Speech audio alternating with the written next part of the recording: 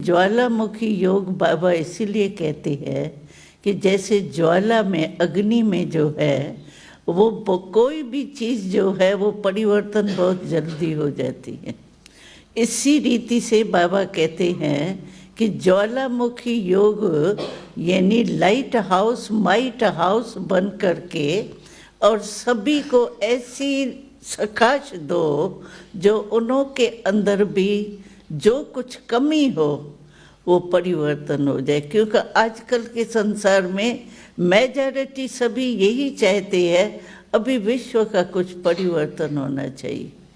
ये बहुत दुख बढ़ रहा है, भ्रष्टाचार बढ़ रहा है, पापाचार बढ़ रहा है, अभी कुछ परिवर्तन होना चाहिए। तो परिवर्तन करने वाला कौन? तो बाबा ने हम लोगों को निमित्त बनाया है विश्व का परिवर्तन करने के लिए। इसीलिए बाबा आजकल ये ज्वालामुखी योग कहते हैं। तो ज्वालामुखी योग से जैसे कहावत है कि कोई भी बीज है, अगर बीज को आप आग में डाल देंगे तो बीज का जो फल है वो नहीं निकलेगा। तो ये आजकल विकारों का जो बीज है उसका फल है दुख और अशांति। अगर उस बीज को हम ज्वालामुखी योग द्वारा खत्म कर दें तो वो फिर दुख और अशांति का बीज पैदा ही नहीं होगा।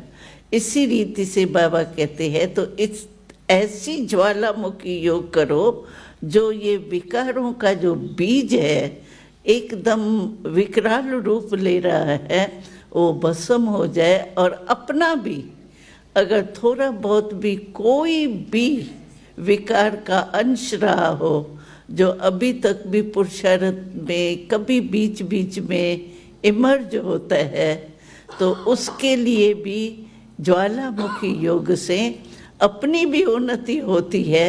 जो भी कोई पुराने संस्कार ज़रा भी रहा हुआ है वो ज्वालामुखी योग से बिल्कुल समाप्त हो जाता है और अवगुण विकार के बदले जो गुणों की धारणा हो जाती है वो जैसे हम गुणों के बगीचा बन जाते हैं, गुणों का गुलदस्ता बन जाते हैं। अपने को भी फायदा है, दूसरों को भी फायदा।